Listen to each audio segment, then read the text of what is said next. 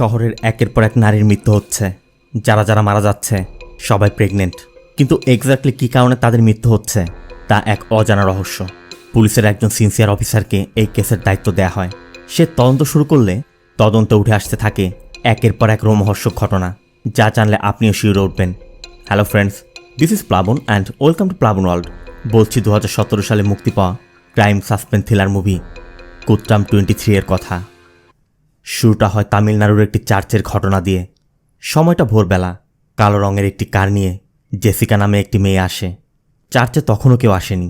Jessica আসা মাত্রই চার্চের ফাদার কনফেশন বক্সে গিয়ে বসে। জেসিকা ফাদারকে বলছিল, ফাদার, তখন আমি ভুল না ঠিক করেছিলাম আমি বুঝতে পারিনি, কিন্তু এখন ওই পাপ সারাক্ষণ আমার পিছু করছে। আমি তার মূল্যও দিয়েছি, তারপরও আমার অজান্তে করা পাপের কথা আমি ভুলতে পারছি না। এখন আপনাকে এর একটা সমাধান দিতে হবে।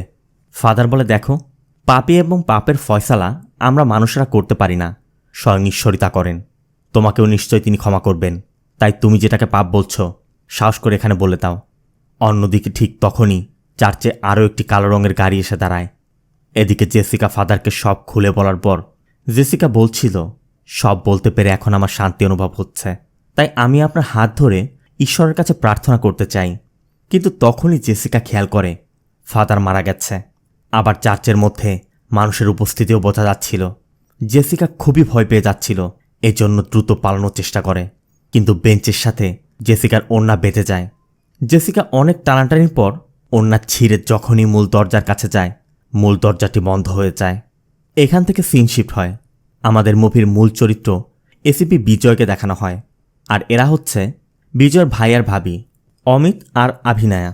আজ তাদের 6ষ্ঠ বিবাহবার্ষিকী, তাই বাবা মায়ের থেকে আশীর্বাদ নিতে এসেছে। বাবা খুশি মনে আশীর্বাদ করলেও অমিতের মা বলছিল, এত খুশি হওয়ার কি আছে, এর কারণ বিয়ের 6 বছর পার হয়ে গেলেও তাদের এখনও বাচ্চা হয়নি। এরপর খাবার টেবিলে বসেও বলছিল, পরবর্তী বছর বাচ্চা নিয়ে আশীর্বাদ নিতে আসিস। এর মধ্যে বিজয় এসে পড়েছে। বিজয় এসে প্রথমে ভাবিকে কনগ্রেটস করে। এর মধ্যে বিজয়ের বাবা জানতে চাচ্ছিল, ডক্টরের অ্যাপয়েন্টমেন্ট পেয়েছিস? অমিত বলে, সামনের সপ্তাহে পাবো বাবা। এর মধ্যে টিভি নিউজে আসে সেন্ট থমাস চার্চের ফাদার জোসেফের আজ সকালে রহস্যজনক মৃত্যু হয়েছে। নিউজ শুনে বিজয়ের বাবা বলছিল, খুনিকে ধরে কী লাভ, ছেড়েই তো দিতে হবে তোদের। অবশ্য বিজয় বলে, ঘরে বসে বই পড়ে আর টিভি দেখে ল অ্যান্ড অর্ডার নিয়ে অনেক কথা বলা যায়। আমাদেরও অপরাধীকে গুলি করার ইচ্ছা থাকে, কিন্তু তার জন্য হাজারটা জবাব দিতে হয়। এর মধ্যে আভি এসে বলে, এমন কেস নাও যেটাতে তোমার জবাবদিহি করতে হবে না। বিজয় বলছিল, তাহলে এই কেসটাকে আমি নিব। মূলত আভি সবসময় বিজয়কে সাপোর্ট করে। অমিতও বলছিল, তাহলে ভাবির লয়ারের পোস্ট কি কনফার্ম? ঠিক তখনই অমিতের মা বলে ওঠে, আগে ওকে মায়ের পোস্ট নিতে দাও। এটা শুনে কষ্ট পেয়ে আভি রান্নাঘরে গিয়ে কাঁদতে শুরু করে। আর এমনটা বাচ্চা না হলে প্রত্যেক নারীকে শ্বশুরবাড়ি থেকে শুনতে হয়। এরপর নাস্তা শেষে বিজয় সোজা পুলিশ কমিশনারের সাথে দেখা করে। কমিশনার একটি খাম ধরিয়ে দিয়ে বলে, আজ সকালেই একজন ভিআইপি নিজে এসে দিয়ে গেছে। স্কাই টিভির মালিক মিস্টার গগনের ওয়াইফ গত 2 দিন যাবৎ নিখোঁজ। সে ঠিকমতো কিছু বলতে পারছে না, তবে এই বিষয়টা যদি অন্যান্য চ্যানেলে লিক হয়ে যায় তাহলে তার চ্যানেলের জন্য একটি ইস্যু হয়ে দাঁড়াবে। তাই বিষয়টা গোপনে হ্যান্ডেল করতে হবে। ডিটেলসের জন্য তুমি গগনকে জিজ্ঞাসাবাদ করতে পারো। কমিশনার থেকে কমপ্লেনটি বুঝে নিয়ে বিজয় সোজা গগনের সাথে দেখা করতে স্কাই টিভি অফিসে চলে যায়। বিজয় গগনের কাছে জানতে চায়, আপনার ওয়াইফ জেসিকাকে বাসায় লাস্ট কবে দেখেছেন? গগন জানায়, বুধবার বিকেলে। ড্রাইভারই ওকে লাস্ট দেখেছিল। আমি সেদিন একটি তেলুগু চ্যানেলের কাজে হায়দ্রাবাদ গিয়েছিলাম।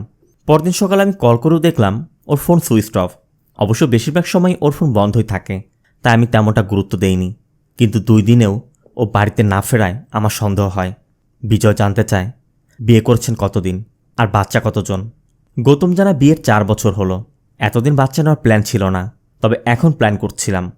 বিজয় আবার জানতে চায়, ও কি পছন্দ করত আর কি কি কাজ করত। গগন বলে, ও ক্রিকেটের অনেক বড় ফ্যান। ইন্ডিয়ায় যেন ম্যাচ জিতে এজন্য চার্চে গিয়ে প্রার্থনা করত। বিজয় বলে, তার মানে ঈশ্বরের খুব বিশ্বাসী। গগন বলে, প্রতি রবিবার ওর চার্চে যেত, কখনো ভুল করত না। কখনো কখনো তো জীবনের গুরুত্বপূর্ণ সিদ্ধান্তও চার্চের ফাদারকে জিজ্ঞেস করে তারপর নিত। বিজয় জানতে চায়, কোন চার্চ?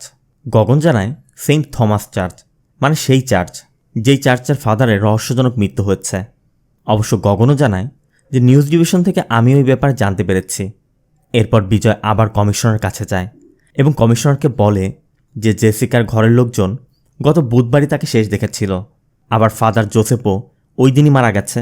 যেহেতু ফাদার জোসেফ ওই দিন কনফেশন বক্সে ছিল, তার মানে বুধবার সকালে সে কারো কনফেশন নিচ্ছিল। এমনটা হতে পারে যে জেসিকাই ফাদারকে খুন করেছে। এর মধ্যেই ফাদার জোসেফের খুনের তদন্তকারী কর্মকর্তা স্টিফেন আসে।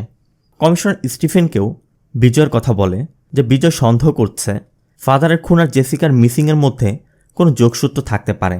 স্টিফেন বলে, ধারণা তো স্যার যে কেউই করতে পারে। আমরা তদন্ত করে জানতে পেরেছি ফাদারের রেকর্ড একদম ক্লিন। এরপর ফাদারের বাইপাস হার্ট সার্জারি হয়েছিল, আর একটি প্রসিডিওরও বাকি। অপারেশনের এত খরচ, পারিবারিক ঋণ, এসব নিয়ে সে খুবই ঝামেলায় ছিল। তাই সব কিছু বলছে সে আত্মহনন করতে পারে। বিজয় বলে, ফাদার যে আত্মহনন করেছে আমার এটাই সন্দেহ লাগছে, কারণ যে একজন খ্রিস্টিয়ান ব্যক্তিগত জীবনে যত সমস্যায় থাক না কেন, সে কখনো চার্চের মতো পবিত্র জায়গায় রক্তপাত করে সেটা অপবিত্র করবে না। সে যদি আত্মহনন করতেই হতো বাড়িতে করতে পারত, কেন করল না? জেসিকার ফাদারের কেস একই অ্যাঙ্গেল থেকে দেখলে দুটি কেসই সমাধান করা যেতে পারে। স্টিফেন একটু বিরক্ত হয়ে বলছিল, সে যেভাবে ভবিষ্যৎবাণী করছে তাকেই কেসটি সলভ করতে দিয়ে দিন না। কমিশনার অবশ্য তাই করে। জেসিকার মিসিং আর ফাদারের খুনের কেস দুটোই বিজয়কে দিয়ে দেয় এবং বলে দেয় যে লোকাল থানার এসআই থিরুপতি তোমাকে তদন্ত কাজে সহায়তা করবে। কেসটি বুঝে নিয়েই বিজয় সোজা চার্চে চলে যায়। আর এই হচ্ছে এসআই থিরুপতি। বিজয় থিরুকে নিয়ে সব কিছু পর্যবেক্ষণ করছিল।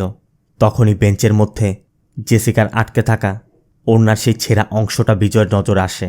বিজয় ধারণা করে তাড়াহুড়ো করে বের হওয়ার সময় হয়তোবা কাপড় আটকে যেতে পারে। এই জন্য বিজয় দরজার কাছে যায় এবং দরজা বন্ধ করতেই জেসিকার একটি চেইন পায়। এরপর চার্চের বেলম্যান অ্যান্থনিকে ডাকা হয়। বিজয় জানতে চায় যে ফাদার রোজ কখন আসতো। অ্যান্থনি বলে নর্মালি 7টায়, তবে রবিবার 5টায় আসতো। আবার কোনো স্পেশাল প্রেয়ার থাকলে সেদিন 5টায় আসতো। বিজয় বলে ফাদার ওই দিন 6টায় চার্চে ছিল, সেদিন কোনো স্পেশাল প্রেয়ার ছিল? অ্যান্থনি জানায় এমন কিছু ছিল না। বিজয়ের কথা তাহলে এত আগে কেন এসেছিল? অ্যান্থনি বলে ফাদারের কোনো পরিচিত ভিআইপি যদি আসার হতো আগে থেকে কল করে জানিয়ে দিত। ওই দিন আমার বাচ্চা অসুস্থ ছিল, তাই আমি চলে গিয়েছিলাম। কেউ এসেছিল কিনা আমি বলতে পারবো না, তবে আমি যাওয়ার সময় ফাদার আমাকে মূল দরজাটা খুলে রেখে যেতে বলেছিল। বিজয় তখন জানতে চায় যে ফাদারের বডি প্রথমকে দেখেছিল। থিরু জানায় মিনাল নামে একটি মেয়ে, আর এই হচ্ছে সেই মিনাল। মিনাল একটি স্কুলে চাকরি করে। এদিকে বিজয় আর থিরু মিনালের সাথে কথা বলতে এসেছে। মিনাল এসেই বলে, 2 দিন আগেও তো আমি আপনাদের সব কিছু বললাম। আমার বাড়ি এসে 2 ঘন্টা জিজ্ঞাসাবাদ করেছেন। পাড়া প্রতিবেশীকে কত রকম জবাব দিতে হয়েছে জানেন আপনারা। এখন আমার কাজের জায়গা তো এসেছেন, কি চান আমার কাছে? আমি তো আগেই সব বলে দিয়েছি। বিজয় বলে, আমি ডেড বডির বিষয়ে জানতে আসিনি। সেখানে যদি খুন হয় তাহলে আপনি কিভাবে কিছু দেখলেন না এটাই আমার সন্দেহ। তবে এরপর যখন আসব সব সত্যটা বলার চেষ্টা করবেন। বলেই বিজয়রা চলে যায়। এরপর পরবর্তী দিন বিজয়রা সোজা মিনালের বাড়িতে যায়, কিন্তু মিনালের বাবা জানায় মিনাল স্কুলে চলে গেছে। থিরু বলছিল তাহলে স্কুলেই যাই, কিন্তু বিজয় বলে তার আর প্রয়োজন পড়বে না, ও নিজেই থানায় আসবে। যেই কথা সেই কাজ। বিকাল হতেই মিনাল থানায় হাজির। মিনাল জানতে চায় আমার বাড়িতে কেন গিয়েছিলেন। বিজয় বলে তাহলে এরপর থেকে থানায় রাখবো। বিজয় চেনটি দেখালে মিনাল বলে এটি আমার চেন না, আর আমি ট্রাস্টের ফান্ডের টাকা কালেক্ট করতে প্রতি মাসেই চার্চে যাই। সবসময় আগের দিন ফাদারকে কল করে পরদিন যাই। সকালে চার্চে গিয়ে দেখি ফাদার অফিসে নেই। পরে কনফেশন বক্সে গিয়ে দেখি ফাদারের ডেড বডি পড়ে আছে। আমি কি করব বুঝতে পারছিলাম না, তাই দ্রুত বের হয়ে স্কুটি নিয়ে চলে আসি। বিজয় জানতে চায় গেট দিয়ে বের হওয়ার সময় গেট কি পুরোটা খোলা ছিল না অর্ধেকটা। মিনাল বলে পুরোটা খোলা ছিল। বিজয় জানতে চায় স্কুটির ডান দিকে না বাঁ দিকে পার্ক করেছিলে। মিনাল জানায় ডান পাশে। বিজয় আবারও জানতে চায় সাইড স্ট্যান্ড লাগিয়েছিলে না ডাবল স্ট্যান্ড। মিনাল জানায় সাইড স্ট্যান্ড। বিজয় বলে তার মানে তুমি নিশ্চয় আয়নাতে তোমার চেহারা দেখেছিলে, যেটা সব মেয়েরা বরাবরই করে। বিজয় বলে ওই সময় কিছু আনইউজুয়াল দেখেছিলে মনে করো, কার বা বাইক। মিনাল তখন ভেবে বলে কালো রঙের একটি কার ছিল। বিজয় জেসিকার কারটি দেখায়। মিনাল বলে এমনই হবে, তবে ভিতরে কেউ ছিল না। এরপর আমি ভিতরে চলে যাই। বিজয় জানতে চায় চার্চের 3টি দরজা, তুমি কোন দরজা দিয়ে ভিতরে গিয়েছিলে। মিনাল বলে মেইন দরজা বন্ধ ছিল, তাই পাশেরটা দিয়ে ঢুকেছি। বিজয় আবারও জানতে চায় বের হয়েছিলে কোন দরজা দিয়ে। মিনাল বলে ওই সময় আমি ভয় পেয়ে গিয়েছিলাম, কোন দরজা দিয়ে বের হয়েছি মনেই নেই। বিজয় আবারও জানতে চায়, তুমি যখন বের হলে কার্ডটি কি তখনও সেখানেই ছিল? মৃণাল বলে, ছিল না। বিজয় তখন ধারণা করে জেসিকা চার্চে আসার পরই খুনটি হয়েছে, আর জেসিকা যখন গিয়েছে জেসিকার সাথে হয়তোবা আরও লোকজন ছিল। মৃণাল বলে, হয়ে গেলে আমি চলে যাই, আর এরপর তো আর আমাকে ডাকবেন না, তাই না? বিজয় বলে, বলতে পারছি না, কারণ তুমি সবটা বলনি। অবশ্য মৃণাল রাগ করে চলে যায়। তবে মৃণালকে বিজয়ের খুব মনে ধরেছে। এদিকে মৃণাল থানা থেকে বের হতেই একজনকে দেখা যায় মৃণালের উপর নজর রাখছে। সিন চলে যায় ভানাম হসপিটালে। বিজয়ের ভাই আর ভাবি এসেছে। ডক্টর চেক আপ করে জানায় আভি 2 মাস 10 দিনের অন্তঃসত্ত্বা। আর এটা শোনার পর অমিত আর আভির খুশির আর কোনো অন্ত নেই, কারণ এত বছর অপেক্ষার পর আজ তারা বাবা মা হতে চলেছে। আর এদিকে এই খবর পেয়ে বিজয়ের বাবা মা সবাইকে মিষ্টিমুখ করাচ্ছে, দাদা দাদি বলে কথা। বিজয় এসে জানতে পেরে সাথে সাথে আভিকে কল করে এবং কথা বলতে বলতে ছাদেও চলে যায়। আর ছাদে এসেই দেখে মৃণাল সামনের বাড়ির ব্যালকনিতে কাপড় নাড়ছে, মানে মৃণালরা এখানে শিফট করেছে। বিজয় সাথে সাথে মৃণালকে কল করে এবং বলে কেসের বিষয়ে দেখা করতে চাই। মৃণাল বলে, কেন? আমার বাসার সামনে দাঁড়িয়ে আছেন, থাকুন, আমি সেখানে নেই। বিজয় বলে, ওই বাসায় গেলে কীভাবে পাবো? বিজয় বাড়ির ঠিকানাও বলে এবং এটাও বলে দোতলার ব্যালকনিতে দাঁড়ালে আমাকে দেখতে পাবে। মৃণালও গিয়ে দেখে আসলেও, মানে যেখানে বাঘের বয় সেখানেই রাত পোহায়। বিজয়েরও সুবিধা হলো, এখন আর দূরে গিয়ে দেখা করতে হবে না, যখন প্রয়োজন পড়বে সামনে পেয়ে যাবে। এখান থেকে সিন চলে যায় কর্পোরেশনের ময়লার ভাগাড়ে। পরিচ্ছন্নতা কর্মী ময়লা সরানোর কাজ করছিল। হঠাৎ একটি মানুষের হাত দেখে সে কাজ থামিয়ে এগিয়ে যায় এবং ময়লার স্তূপ সরাতেই দেখতে পায় অর্ধগলিত একটি লাশ পড়ে আছে। দেখা মাত্রই সে ভয়ে দৌড়ে চলে যায়, আর তার ঠিক পাশেই জেসিকার কালো কার্ডটি পড়ে আছে। তার মানে এই লাশটি জেসিকার। সিন চলে যায় রাতে। খবর পেয়ে পুলিশ, মিডিয়া, ফরেন্সিক ডিপার্টমেন্ট সবাই এসেছে। তবে এখনও বডিটি জেসিকারই কিনা কনফার্ম করা যায়নি। তবে বডি যেহেতু ডিকম্পোজ হয়ে যাচ্ছিল, তাই পোস্টমর্টমের কাজ এখানেই চলছে। সাথে ফরেন্সিকের সদস্যরা জেসিকার কার্ড থেকে এভিডেন্স কালেক্ট করছিল। বিজয় পোস্টমর্টমের ওখানে গিয়ে জানতে পারে আর মাত্র 10 মিনিট সময় লাগবে। এদিকে বিজয়ের ধারণা ছিল জেসিকাকে পাওয়া গেলে ফাদারের খুনের রহস্যটা জানা যেত। এখন জেসিকাই নেই। একদিকে কনফেশন দেয়া জেসিকাও নেই, আবার কনফেশন নেওয়া ফাদারও নেই। তাহলে পাপটা কি ছিল? তার মানে দাঁড়াচ্ছে ফাদার আর জেসিকা ছাড়াও তৃতীয় কোনো ব্যক্তি এই সম্পর্কে জানত। এর মধ্যে থিরু জানতে চাচ্ছিল, স্যার আপনি এই কেসটি নিয়ে এত বেশি উদ্গ্রীব কেন? বিজয় তখন একটি গল্প শোনায়। বিজয় বলে, 2009 সালে আমি যখন ইন্সপেক্টর ছিলাম, এক ব্যক্তি তার ওয়াইফের মিসিং কমপ্লেন নিয়ে এসেছিল। আমি তখন গুরুত্ব দেইনি। কয়েকদিন পর তার স্ত্রীর লাশ পাওয়া যায়। আমি তখন তাকে জবাব দিতে পারিনি, কিন্তু আমি চেয়েছিলাম জেসিকাকে খুঁজে বের করব, কিন্তু সেটাও পারলাম না। এর মধ্যে ডক্টর এসে জানায় ধারালো ছুরি দিয়ে হাতের রক কাটার কারণে রক্তক্ষরণ হয়ে মৃত্যু হয়েছে। আর আরেকটি বিষয়, সে প্রেগনেন্ট ছিল। আর এখানেই বিজয়ের খটকাটা লাগে। এখান থেকে সিন চলে যায় অন্য একটি অনুষ্ঠান বাড়িতে। মিনিস্টার বদ্রির ছেলের বউয়ের বাচ্চা হবে, সেজন্যই আজ অনুষ্ঠান। অন্য সকল মন্ত্রীরাও আসবে। সবাই আনন্দের সাথে কাজ করে যাচ্ছে, কিন্তু বদ্রির ছেলের বউ সুনন্দা বসে বসে কাঁদছে। সুনন্দার শাশুড়ি বলছিল, এমন গোমরা হয়ে আছিস কেন, মুখে হাসি রাখ। সুনন্দা বলে, কিভাবে মা, এটা তো পাপ। শাশুড়ি বলে, তুই কি আর জেনে শুনে করেছিস? সুনন্দা ওয়াশরুমে যাওয়ার কথা বলে ভিতরে চলে যায়। আর এর মাঝেই রাজ্যের মুখ্যমন্ত্রী এসে পড়ে, কিন্তু সুনন্দার খবর নেই। সবাই ওয়াশরুমের দরজায় গিয়ে দরজা খোলার চেষ্টা করছে। আর এদিকে ওয়াশরুমের মধ্যে সুনন্দার রক্তাক্ত মরদেহটি পড়ে আছে, কারণ সুনন্দা আত্মহনন করেছে। তবে এক্স্যাক্টলি কী কারণে তা আমরা একটু পর জানতে পারবো। সিন চলে যায় লাইব্রেরিতে। মৃণাল বই পড়ছিল। এদিকে বিজয় বারবার কল করে যাচ্ছে। এজন্য এক পর্যায়ে বিরক্ত হয়ে মৃণাল বেরিয়ে আসে।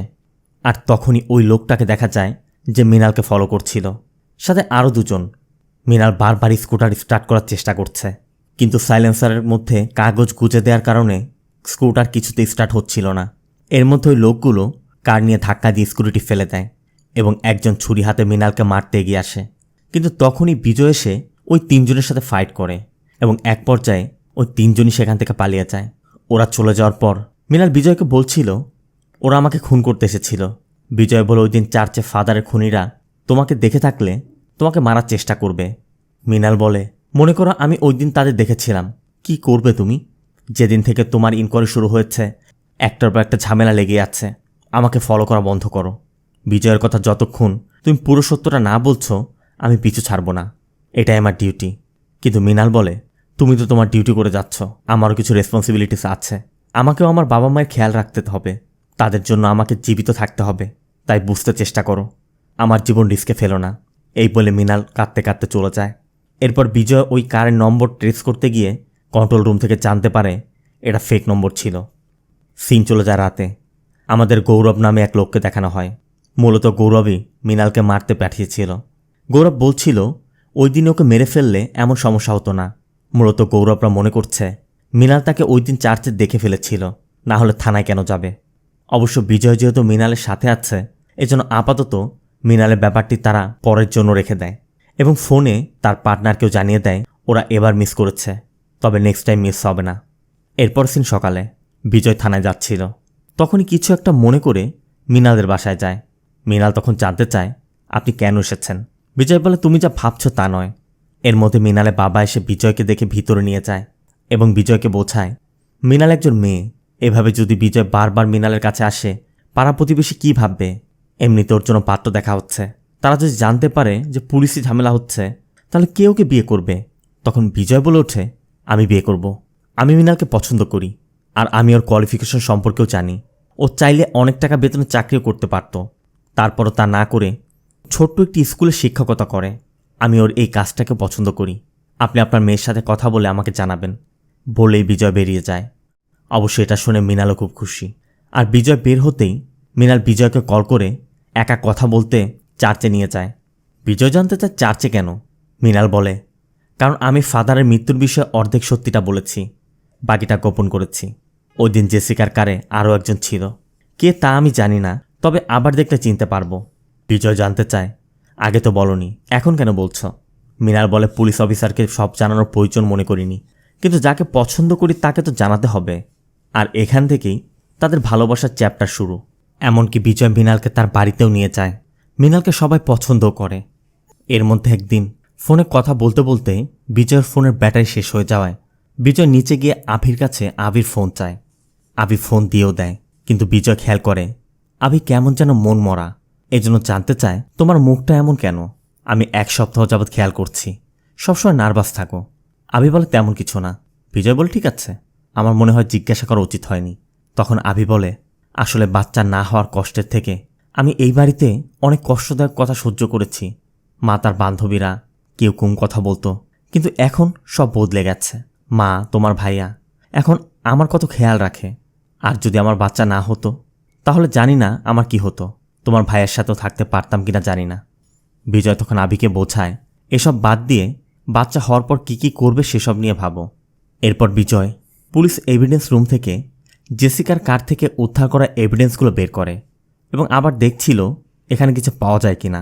আর তখনই এইসবের মাঝে বিজয় একটি পেট্রোল পাম্পের মানি রিসিপ্ট দেখতে পায় এবং ওই পাম্পের সিসিটিভি কালেক্ট করতে বলে। কারণ যেদিন জেসিকার খুন হয়েছিল ওই তারিখে কারের ট্যাঙ্ক ফুল করা হয়েছিল। এজন্য বিজয়রা ওই পেট্রোল পাম্পে গিয়ে সেদিনের দায়িত্বে থাকা স্টাফদের সাথে কথা বলে। তাদের ভিতর একজন রিসিপ্ট দেখে জানায় ওই দিন কালো রঙের একটি কারে আমি তেল দিয়েছিলাম। এরপর সিসিটিভি চেক করা হয় এবং সেই কালো কারটি দেখা যায়। অন্যদিকে মৃণাল তখন বেলকনি থেকে কাপড় আনছিল। মৃণাল তখন ওই কারটিকেই দেখতে পায়। কারটি ঠিক মৃণালদের বাসার নিচে এসে দাঁড়ায় আর কার থেকে গৌরব নেমে আসে। অন্যদিকে বিজয় সিসিটিভি থেকে গৌরবকেই দেখতে পায়। মৃণাল ও গৌরবকে দেখা মাত্র ভয়ে বিজয়কে কল করে বলে ওই দিন আমি যাকে চার্চে দেখেছিলাম সে ওই কার নিয়ে আমার বাসার নিচে এসেছে। এমনকি ওই দিন যে আমাকে মারতে এসেছিল সেও আছে তার সাথে। বিজয় বলে তুমি ভয় পেও না, দরজা জানলা বন্ধ করে দিয়ে দরজার সামনে গিয়ে বসে থাকো। যেই আসুক না কেন আমি না আসা পর্যন্ত দরজা খুলবে না। বলেই বিজয় একটি বাইক নিয়ে বেরিয়ে যায়। কিছুক্ষণের মধ্যেই বিজয় সেখানে পৌঁছেও যায়। তবে এতক্ষণে গৌরবরা এখান থেকে চলে গেছে। বিজয় অনেক খোঁজাখুঁজি করে, থানা থেকে লোকও এসেছে, তবে কাউকে পাওয়া যাচ্ছিল না। তখন বিজয় মৃণালকে বলে সত্যি কি ওরা এসেছিল না আমাকে ডাকার জন্য প্ল্যান করেছ। মৃণাল বলে আমার চিন্তা হচ্ছে আর তুমি মজা করছো। বিজয় বলে চিন্তা করো না, তোমার সিকিউরিটির জন্য 2 জন লোক দিয়ে রেখেছি। তোমার কথা সত্য কিনা জানি না, তবে এসেই যখন গিয়েছি 1 গ্লাস ঠান্ডা পানি তো খাওয়াতে পারো। মৃণাল তখন বলে আমি কেন দিব, অন্যদের মতো তুমিও ক্রিমিনাল যাওয়ার পরই এসেছ। বিজয় বলে আমার বাড়ি তো অনেক দূরে, তাই না? তুমি না দিলে কি হচ্ছে, আমি নিজেই তো নিয়ে খেতে পারি। এরপর বিজয় নিজের বাড়িতে ঢুকে ফ্রিজ থেকে বোতল নিয়ে পানি খাচ্ছিল।